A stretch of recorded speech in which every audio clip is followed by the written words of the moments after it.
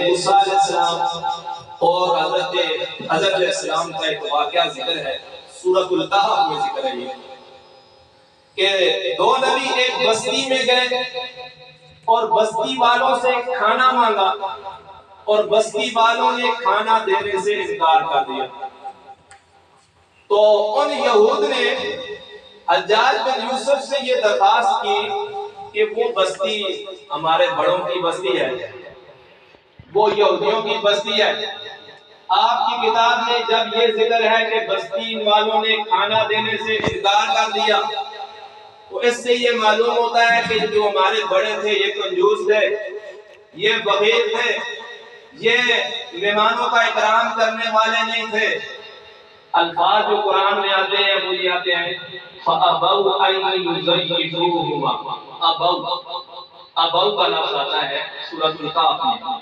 ابو کا معنی ہوتا ہے انہوں نے انکار کر دیا، انہوں نے یہ درخواست کی کہ یہ جو با کا نقطہ ہے ابو میں، اس نقطے کو نیچے سے ہٹا کے اوپر کر دیں اور صرف ایک نقطہ اپنی طرف سے اس قرآن مجید میں ڈال دیں۔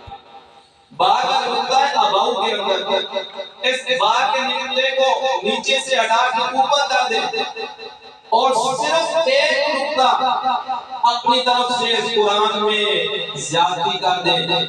ایک نقطہ زیادہ کرنے سے آپ کا کچھ نہیں بگڑتا، لیکن ہماری عزت رہ جائے گی، ہمارے بڑوں کی عزت رہ جائے گی۔ اب ہمارا یہ بن جائے گا اتاؤ، انہوں نے کھانا دیا، اس سے مطلب یہ نکلے گا کہ ہمارے جو بڑے تھے وہ سخی تھے، کنجوس نہیں تھے، ہمارے بڑوں کی عزت بن جائے گی۔ آپ صرف ایک نقطہ قرآن میں زیادہ کر دیں گے تو کوئی فرق نہیں پڑے گا۔ حجاج جب ان کی یہ بات سنتا ہے بڑے حوصلے سے کہتا ہے آپ میرے مہمان ہو، مہمان کھانے میں ٹھہرو، میں ذرا گھر سے واپس آتا ہوں۔ چنانچہ گھر میں گیا تو اپنے آپ کو مخاطب کر کے کہنے لگا حجاج میں بڑا ظالم ہوں، جابر ہوں، میں مانتا ہوں کہ میں نے بڑے بڑے ظلم کیے ہیں، لیکن آج یہودی مجھ سے اللہ کی کتاب میں تبدیلی کروانا چاہیں، یہ حجاج برداشت نہیں کر سکتا۔ چنانچہ تلوار لی اور یہود کے 10 آدمیوں کو لائن میں کھڑا کر کے ان کے ساتھ قلم کر دیا۔ تو اللہ کا وعدہ سچا ثابت ہو گیا، اِنَّا نَحْنُ نَزَّلْنَا الذِّكْرَ وَإِنَّا لَهُ لَحَافِظُونَ، کہ بے شک ہم ہی اس قرآن مجید کو نازل کرنے والے ہیں، وَإِنَّا لَهُ لَحَافِظُونَ، اور ہم ہی اس قرآن کی حفاظت کرنے والے ہیں۔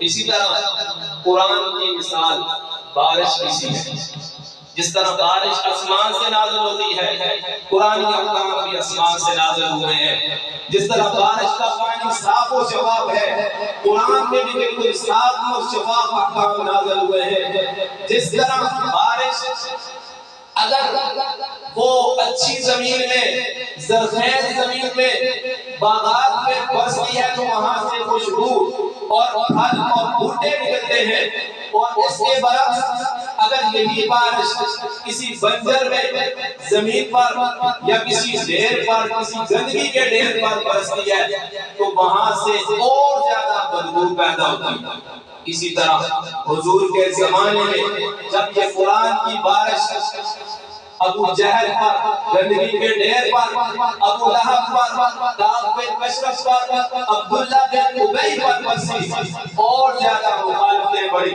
اور زیادہ وہ کفر میں، نفاق میں اور زیادہ بڑھے۔ دوسری طرف جن کی زمینیں زرخیز تھی، ابو بکر ان کے اوپر قرآن کی بارش پڑتی ہے، خلیفہ اول بن جاتے ہیں، ابو بکر صدیق بن جاتے ہیں، حضرت عمر پہ قرآن کی بارش پڑتی ہے تو اس کی برکت سے عمر فاروق بن جاتے ہیں۔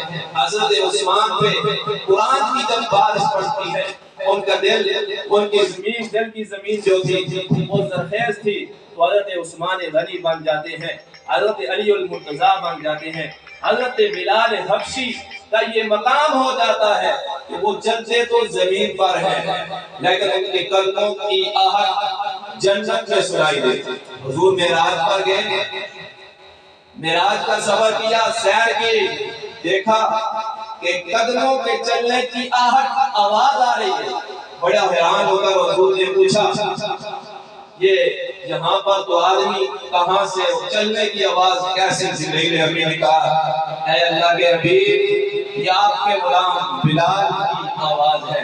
چل تو وہ زمین پہ رہے لیکن ان کا مقام اور مرتبہ یہ ہے کہ وہاں جنت میں ان کی آواز ان کے پاؤں کی آواز. تو پہلا حق یہ ہے کہ قرآن پر ایمان لایا جائے کہ اللہ کی طرف سے نازل کردہ کتاب ہے اور جو کچھ قرآن میں بیان ہوا ہے وہ حق ہے اور ایسا برحق ہے کہ اس کو مانے بغیر ہدایت ممکن نہیں ہے. اور دوسرا حق ہے مختصر کرتا ہوں قرآن کی باقاعدہ تلاوت کی جائے. قرآن کتاب تلاوت ہے. قرآن کی تلاوت پہ اللہ نے اجر رکھا ہے ثواب رکھا ہے. اور ایک روایت میں ہے زمین و آسمان کی پیدائش سے ہزاروں سال پہلے اللہ رب العزت نے جب قرآن مجید کی چند سورتوں کی تلاوت فرمائی تو عرش کو اٹھانے والے فرشتے جھوم اٹھتے ہیں اور جھوم کر کہتے ہیں ان کی زبانوں سے یہ لفظ نکلتے ہیں کتنی مبارک ہوگی وہ امت جس کو یہ قرآن عطا کیا جائے. کتنے مبارک ہوں گی وہ زمانے جو اس قرآن کو پڑھیں گے. کتنے مبارک ہوں گے وہ کان جو اس قرآن کو سنیں گے. اور کتنی مبارک ہوں گے وہ سینے جو اس قرآن کو محفوظ کریں گے اس قرآن کو حفظ کریں گے. تو دوسرا حق یہ ہے کہ باقاعدہ ٹائم نکال کے معمول بنا کے قرآن کی تلاوت کی جائے. قرآن کی تلاوت پہ اللہ رب العزت نے بڑا ہی اجر و ثواب رکھا. اور تیسرا حق یہ ہے کہ قرآن مجید کا ترجمہ سیکھا جائے. قرآن مجید کا ترجمہ سیکھا جائے. آج جو اس وقت دنیا میں مختلف قسم کے آپ کو فرقے تفرقہ بازیاں نظر آ رہی ہیں گمراہیاں اور جہالتیں نظر آ رہی ہیں اس کی بنیادی وجہ یہی ہے جو کتاب امت کی ہدایت کے لیے آئی ہے ہم نے اس سے دوری اختیار کر لی. ہم نے اس سے دوری اختیار کر لی ہے. ہم نے یہ سمجھا ہی نہیں کہ ہمارا رب ہم سے کیا کہہ رہا ہے.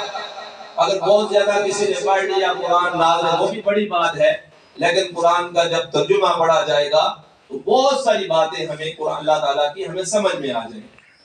آج ہم غیروں کی زبانیں تو سیکھنے میں ہر طرح کی کوشش کرتے ہیں لیکن وہ زبان جو قرآن کی زبان ہے جو ہدایت کی زبان ہے.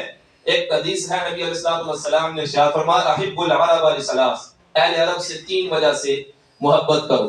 پہلی وجہ انا محمد عربی پہلی وجہ یہ بتائی میں محمد عربی ہوں میری زبان عربی ہے. دوسری وجہ یہ بتائی والقرآن عربی قرآن عربی میں ہے. تیسری وجہ یہ بتائی ولسان اہل الجنت فی الجنت عربی اہل جنت کی جنت میں زبان عربی ہوگی. تو اس وجہ سے اہل عرب سے بھی اور عربی زبان سے بھی محبت کرو.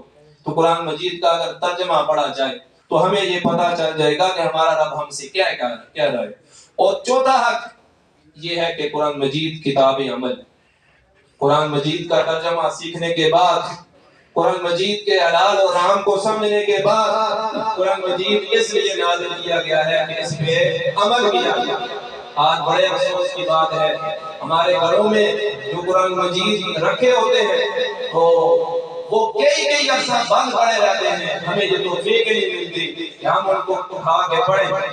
ہماری مدرسوں میں ہماری محفلوں میں صرف اور صرف تنازع ختم کرنے کے لیے جھگڑے ختم کرنے کے لیے ایک دوسرے کے اوپر قرآن مجید رکھ دیے جاتے ہیں بلکہ اصل قرآن مجید کا مقصد یہ ہے کہ قرآن مجید کتاب عمل ہے. ایک وہ مسلمان تھے اقبال نے کہا وہ معزز تھے زمانے میں مسلمان ہو کر وہ معزز تھے زمانے میں مسلمان ہو کر ہم ذلیل و خوار ہوئے تارک قرآن ہو. آج ہم نے قرآن پہ عمل چھوڑا ہے جس کی وجہ سے آج ہماری حالت یہ ہے کہ پوری دنیا میں مسلمان بکثرت موجود ہیں لیکن اس کے باوجود بھی عالمیہ مغلوبی. اور پانچواں اور آخری حق یہ ہے کہ قرآن مجید کو سیکھنے کے بعد پھر آگے بھی سکھایا ہے. حضور نے فرمایا خیرکم من تعلم القرآن وعلم سب سے بہتر وہ ہے جو قرآن سیکھے اور آگے سکھائے. یعنی قرآن سیکھنا اور پھر آگے دوسروں کو سکھانا، یہ بھی قرآن مجید کا بنیادی اور یہاں پر 5واں حق میں نے بیان کیا ہے۔ پہلا حق یہ ہے کہ ایمان پہ قرآن پہ ایمان لایا جائے، اور دوسرا حق یہ ہے کہ قرآن کی باقاعدہ تلاوت کی جائے، اور تیسرا حق یہ ہے کہ قرآن مجید کا ترجمہ سیکھا جائے تاکہ یہ معلوم ہو سکے کہ ہمارا رب ہمیں کیا کہہ رہا ہے۔ اسی طرح چوتھا حق یہ ہے کہ قرآن مجید پہ عمل کیا جائے۔ وہ حافظ جو قرآن پہ عمل کرتا ہے اور قرآن کے مطابق زندگی گزارتا ہے، قرآن کے حلال کو حلال جانتا ہے اور حرام کو حرام جانتا ہے۔ شروع میں نے ایک حدیث پڑھی تھی، یقال لصاحب القرآن، قرآن والے سے یہ کہا جائے گا کہ جب قیامت کا منظر ہوگا، ہر طرف نفسا نفسی کا عالم ہوگا، ہر ایک شخص پہچان ہوگا، لیکن حافظ قرآن کو یہ اعزاز دیا جائے گا، ایسا حافظ جو قرآن پہ عمل کرنے والا ہوگا، قرآن کے حلال کو حلال جاننے والا، قرآن کے حلال کو حلال سمجھنے والا ہوگا، اس کو یہ اعزاز حاصل ہوگا، اسے یہ کہا جائے گا اقرا ورتقی ورتل کما کنت ترتل فی الدنیا فإن منزلک عند آخر آیۃ تقرأ، پڑھتا جا اور خوب ٹھہر ٹھہر کے پڑھ، تجوید کے ساتھ پڑھ اور مزے لگا لگا کے پڑھ، جس طرح تو دنیا میں مزے لگا لگا کے پڑھتا تھا۔ تیری منزل جنت کے بلہاؤں میں اس جگہ پہ ہے جہاں تیری آخری آیت ہوگی، وہی تیرا وہ مقام ہوگا۔ یعنی یہ حافظ قرآن کو، ایسا حافظ قرآن جو قرآن کے مطابق زندگی گزارنے والا ہوگا، اسے کل قیامت میں یہ اعزاز حاصل ہوگا۔ تو اسی طرح آخری حق یہ ہے کہ قرآن مجید کو سیکھا بھی جائے اور آگے سکھایا بھی جائے۔ اللہ رب العزت سے دعا ہے کہ اللہ تعالیٰ جو کچھ سنا ہم سب کو عمل کرنے کی توفیق عطا فرمائے۔